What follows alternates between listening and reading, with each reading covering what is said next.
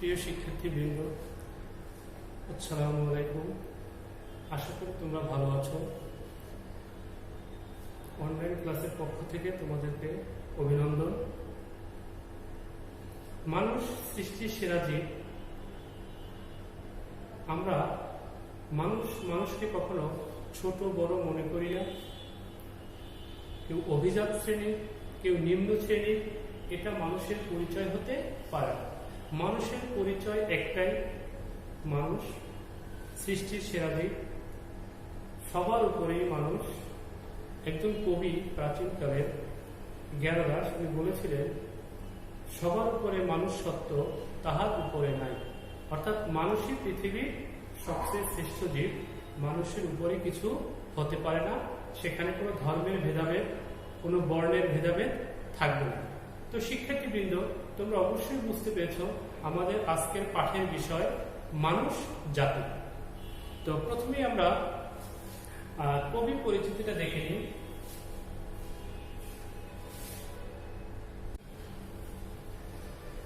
মানুষ জাতি, সত্যেন্দ্রনাথ দত্ত। কবির জন্ম 1882 সালে কলকাতার কাছাকাছি নিমতা গ্রামে। মৃত্যু 1922 সালে। মাত্র 40 বছর বয়সে কবি মৃত্যুবরণ করেন, খুব কম বয়সে। অথচ এই 40 বছর বয়সেই তিনি আমাদের জন্য সুন্দর সুন্দর কবিতা লিখে গেছেন। অনেকগুলো কাব্যগ্রন্থ রয়েছে। বৈচিত্র্যপূর্ণ ছন্দের কবিতা লিখে সত্যেন্দ্রনাথ দত্ত ছন্দের জাদুকর হিসেবে খ্যাতি লাভ করেন। তিনি বৈচিত্র্যপূর্ণ ছন্দে কবিতা লেখার কারণে তাকে উপাধি দেওয়া হয় ছন্দের জাদুকর। সত্যেন্দ্রনাথ দত্ত কর্মজীবন শুরু করেছিলেন ব্যবসায় অর্থ বিনিয়োগ করে। মানে উনি প্রথম জীবনে ব্যবসার কাজেই মূলত তার কর্মজীবনটা শুরু করেছিলেন, ব্যবসা তৈরি করেছিলেন। কিন্তু পরে ব্যবসা ছেড়ে দিয়ে সাহিত্য সাধনায় আত্মনিয়োগ করে। তার রচিত উল্লেখযোগ্য কাব্যগ্রন্থগুলো হল বেনু ও বীণা, কুহু ও কেকা, বিদায় আরতি, অভ্র আবির ইত্যাদি। আর মানুষ জাতি কবিতাটি কবির অভ্র আবির কাব্যগ্রন্থ থেকে নেওয়া হয়েছে। তো শিক্ষার্থীবৃন্দ, এই হলো আমাদের কবি পরিচিতি। এরপরে আমরা কবিতার কিছু গুরুত্বপূর্ণ লাইন শিখব, যেগুলো তোমাদের একা পড়তে হয়তো কষ্ট হবে, অর্থগুলো স্পষ্ট বুঝবে না। আমরা সেগুলো এখন আলোচনা করব।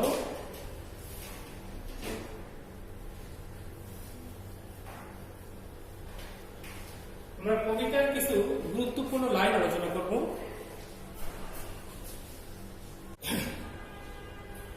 প্রিয় শিক্ষার্থীবৃন্দ, আমরা মানুষ জাতি কবিতার কিছু গুরুত্বপূর্ণ লাইন ব্যাখ্যা করি, যেগুলো তোমাদের বুঝতে সহজ হবে।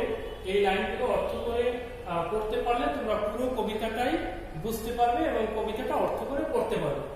যেমন দেখো, এখানে কিছু গুরুত্বপূর্ণ লাইন, আমি যেগুলো সহজ সেগুলো লিখিনি। যে লাইনগুলো তোমাদের বুঝতে সমস্যা হবে আমি সেই লাইনগুলোই আলোচনা করবো, যাতে তোমরা পুরো কবিতাটা বুঝতে পারো। দেখো, এক পৃথিবীর স্তন্যে লালিত একই রবি শশী মোদের সাথী। মানে এক মায়ের যদি 2 জন 3 জন 4 জন সন্তান থাকে, তাহলে সবাই যেমন একই মায়ের দুধ খেয়ে বেঁচে থাকে, ঠিক তেমনি এই পৃথিবীটাও সবাইকে বাঁচিয়ে রেখেছে। আমরা সবাই একই পৃথিবীর আশ্রয়ে বেঁচে থাকি, একই পৃথিবীর ফসল খেয়ে, একই পৃথিবীর আলো বাতাস এগুলো ব্যবহার করেই আমরা বেঁচে থাকি। একই রবি শশী মোদের সাথী। এখানে সূর্য একটাই, চাঁদ একটাই। রবি মানে সূর্য, শশী মানে চাঁদ। তো আমরা পৃথিবীতে যত মানুষ বসবাস করি, কেউ হিন্দু, কেউ বৌদ্ধ, কেউ খ্রিস্টান, সবাই সূর্য একটাই, চাঁদ একটাই এবং পৃথিবী একটাই। অর্থাৎ সব ধর্মের মানুষই একই পৃথিবীকে আশ্রয় করে বেঁচে থাকি, একই পৃথিবীকে আশ্রয় করেই আমরা বসবাস করি।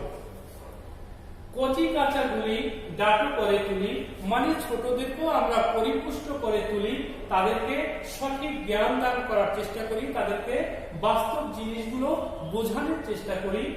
বাঁচিবার তরে সমান জুঝি, অর্থাৎ বেঁচে থাকার জন্য যে আমরা যুদ্ধ করি, যুদ্ধি মানে লড়াই করা, সংগ্রাম করা, এখানে মানুষ বেঁচে থাকার জন্য সংগ্রাম করে বেঁচে থাকতে হয়। প্রতিকূল পরিবেশের বিরুদ্ধে সংগ্রাম করে নিজের অস্তিত্ব, নিজের অবস্থান টিকিয়ে রাখার জন্য মানুষ সংগ্রাম করে বেঁচে থাকে। দোসর খুঁজি ও বাসর বাঁধি গো। দোসর খুঁজি, দোসর মানে সাথী। মানুষ বেঁচে থাকার জন্য অবশ্যই সে সঙ্গী চায়, সঙ্গীর দ্বারস্থ হয়। কারণ মানুষ, আমরা জানি পৃথিবীতে কেউই একাকী বেঁচে থাকতে পারে না। মানুষ বেঁচে থাকার জন্য কারো না কারো সহযোগিতা দরকার। তো এই সহযোগিতার জন্য মানুষ সাথী খুঁজে বা সঙ্গী খুঁজে, এবং বাসর বাঁধিল অর্থাৎ প্রীতির সাথে বা সম্প্রীতির সাথে, ভালোবাসার সাথে সবাই মিলেমিশে বসবাস করে। জলে ডুবি বাঁচি পাইলে ডাঙা। অর্থাৎ আমরা কখনো বিপদে পড়ি, কখনো কঠিন বিপদের সম্মুখীন হই, আবার সেখান থেকে সেই বিপদকে ওভারকাম করে আমরা সামনে এগিয়ে যাই। অর্থাৎ মানুষ, পৃথিবীর সব মানুষই কোনো না কোনো বিপদের সম্মুখীন হয়, আবার সেই বিপদকে কাটিয়ে সামনের দিকে এগিয়ে যায়, বেঁচে থাকার অবলম্বন খুঁজে পায়। কালো আর ধলো বাহিরে কেবল, ভিতরে সবারই সমান রাঙা। অর্থাৎ কালো আর ধলো, ধলো মানে সাদা। মানুষের শরীরের যে রং, স্কিনের যে রং, সেটা কালো, সাদা, কালো, কালো, কালো আবার বেশি শ্যামলা। অর্থাৎ গায়ের রং যাই হোক না কেন, ভিতরে সবারই সমান রাঙা। কিন্তু মানুষের শরীর যে রক্ত আছে, মাংস আছে, সেগুলো সবার সমান। কালো মানুষের রক্ত যেমন লাল, তেমনি সাদা মানুষের, যার চামড়া সাদা, তাই সেই মানুষের রক্ত লাল। অর্থাৎ কেটে গেলে সবার রক্তই একই বর্ণের। এজন্যই বলা হয়েছে কালো আর ধলো বাহিরে কেবল। অর্থাৎ সাদা এবং কালো সেটা শুধুই বাহিরের ব্যাপার, মানুষের চামড়ার ব্যাপার, কিন্তু ভিতরে সবারই সমান রাঙা। অর্থাৎ এই চামড়ার ভিতরে যে রক্ত আছে, সেই রক্তটা কিন্তু সবার সমান। মাংস, হাড়, এগুলো কিন্তু জাতি ধর্মভেদে মানুষের চামড়া, রক্তে, মাংসের, হাড়ের কোনো পরিবর্তন ও পার্থক্য নাই। বামুন শূদ্র বৃহৎ ক্ষুদ্র, কৃত্রিম ভেদ ধুলায় লোটে। অর্থাৎ বামুন হিন্দু ধর্মে বা বিভিন্ন ধর্মে গোত্রভিত্তিক সম্মান দেওয়া হয়, যে কেউ ভালো বংশের, কেউ নিচু বংশের। তো কবি বলেছেন যে বামুন শূদ্র বৃহৎ ক্ষুদ্র, অর্থাৎ বংশ কারো বড় ছোট হতে পারে না, জাতিতে কেউ বড় ছোট হতে পারে না, সবাই সমান। কৃত্রিম ভেদ ধুলায় লোটে। আসলে সৃষ্টিকর্তা যে মানুষকে সৃষ্টি করেছেন, সেখানে তিনি কোনো বর্ণভেদ, ধর্মভেদ করে সৃষ্টি করেননি। এই সংকটগুলো বা এই ভেদগুলো মানুষের তৈরি। মানুষের তৈরি বিধায় এটাকে কৃত্রিম ভেদ বলা হয়েছে। কারণ সৃষ্টিকর্তা মানুষকে তৈরি করেছেন কোন ধর্মভেদ বা বর্ণ ভেদে, গোত্র ভেদে নয়, কিন্তু মানুষ নিজেরা এই কৃত্রিম ভেদ তৈরি করেছেন, যে কেউ উঁচু জাতের, কেউ নিচু জাতের। এই জন্য কবি বলেছেন যে কৃত্রিম ভেদ ধুলায় লোটে। অর্থাৎ কবি এই কৃত্রিম যে ভেদাভেদ, এটা মানতে চান না। কারণ তিনি মনে করেন মানুষের মধ্যে কোনো ভেদাভেদ নাই। সে যে ধর্মের, যে বর্ণের, যে গোত্রেরই হোক না কেন, সবারই একটাই পরিচয়, সবাই মানুষ। বর্ণে বর্ণে নাইরে বিশেষ, যেটা আমি আগে আলোচনা করছি। বর্ণ মানে গায়ের রং, অর্থাৎ গায়ের রং কারো কালো হতে পারে, কারো সাদা হতে পারে।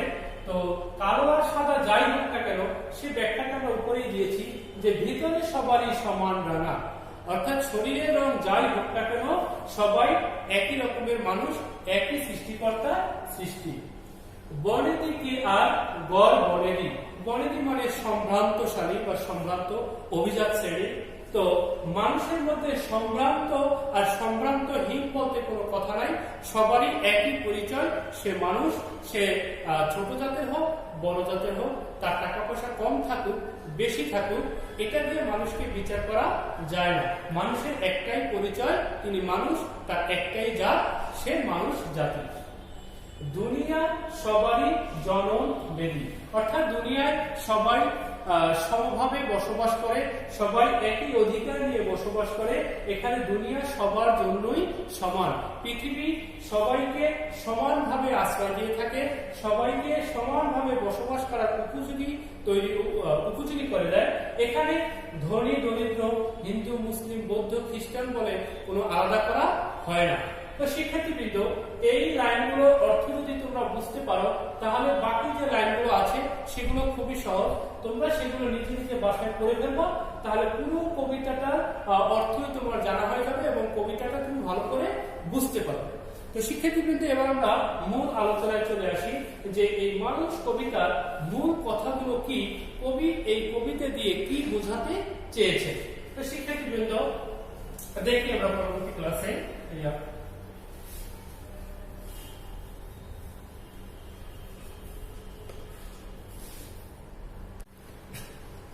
প্রিয় শিক্ষার্থীবৃন্দ, মানবজাতি কবিতার মূল কথাটা আমরা আবার একটু আলোচনা করি যে মানবজাতি কবিতার পাঠ পরিচিতি বা কবি এখান থেকে আসলে কি বোঝাতে চেয়েছে, কবির মূল উদ্দেশ্যটা কি।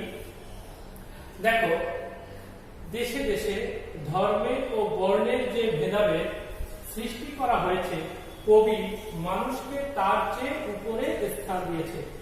অর্থাৎ মানুষ যে কৃত্রিম ভাবে দেশে দেশে মানে দেশ অনুযায়ী আলাদা করা হয়েছে, ধর্ম অনুযায়ী আলাদা করা হয়েছে, বর্ণ অনুযায়ী আলাদা করা হয়েছে বা ভেদাভেদ করা হয়েছে, কবি এই ভেদাভেদে সবার উপরে স্থান দিয়েছে মানুষকে। অর্থাৎ কবি এই ভেদাভেদ মানেন না, স্বীকার করেন না, তার মতে সমস্ত ভেদাভেদের উপরে হলো মানুষ। আমাদের এই পৃথিবী জাতি ধর্ম বর্ণ নির্বিশেষে সব মানুষেরই বাসভূমি। অর্থাৎ এই পৃথিবীতে সকল ধর্মের, সকল গোত্রের, সকল বর্ণের মানুষই বসবাস করে। শীত, গরম, ক্ষুধা ও তৃষ্ণার অনুভূতি সব মানুষেরই সমান। অর্থাৎ একজন হিন্দু, তারও যেমন ক্ষুধা লাগে, শীত এবং গরম অনুভব করতে পারে, তেমনি একজন মুসলিম, একজন বৌদ্ধ, একজন খ্রিস্টান, সেও শীত গরম অনুভব করতে পারে এবং ক্ষুধা তৃষ্ণা অনুভব করতে পারে। তারও ক্ষুধা লাগে, খাবারের প্রয়োজন হয়, বিশ্রামের প্রয়োজন হয়, তৃষ্ণা পায়, পিপাসা পায়। তো সেটা যেমন কোনো গোত্রের মধ্যে আলাদা নেই, সব গোত্রে, সব ধর্মের, সব মানুষের মধ্যে একই নিয়মে হয়ে থাকে। বাইরের চেহারায় মানুষের মধ্যে সাদা কালো ব্যবধান থাকলেও সব মানুষের ভেতরের রং এক অভিন্ন। সাদা কালোর ব্যবধান থাকলেও, অর্থাৎ মানুষের চেহারায় সাদা কালোর ব্যবধান থাকতে পারে, কারো সাদা চেহারা, কারো কালো হতে পারে, কিন্তু সব মানুষের ভেতরের যে রং, অর্থাৎ মানুষের শরীরের ভেতরের যে অবস্থান, সেটা কিন্তু এক ও অভিন্ন।